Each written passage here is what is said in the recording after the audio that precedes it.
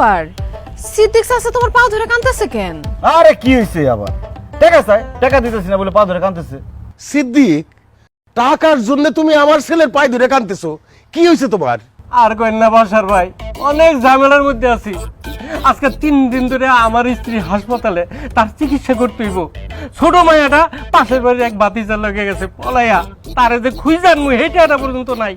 বড় মাইয়া তার জামাই আছে বাড়িতে বেড়াইতে, আমার ঘরে কোনো বাজার সাথে কিচ্ছু নাই, এই জন্য টাকা চাইতেছি।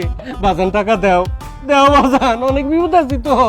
আহারে লোকটার কত বিপদ।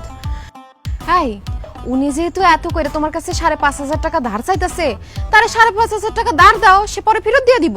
বৌমা, এটা তুমি কেমন কথা কইরা? ধার কি লেগে নিমু আমি? আমার কাছ থেকে সে 5,000 টাকা ধার নিছে, সুদে আসলে 5,500 টাকা হয়েছে। আমার পাওনা টাকায় আমি তার কাছে ফেরত চাইতেছি। কি বলেন সিদ্দিক ভাই, আপনি আমার পোলার হাতে পা ধরে আপনার পাওনা টাকা চাইতেছেন? আর পাওনা টাকা চাইতে এসে আপনি আপনার এত সমস্যার কথা বলতেছেন কেন? কি করবো ভাবি কন?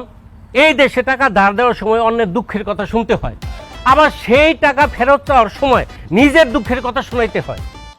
এই জন্য আপনার পোলারে আমার পার্ট 2 এর জন্য সাবস্ক্রাইব করুন।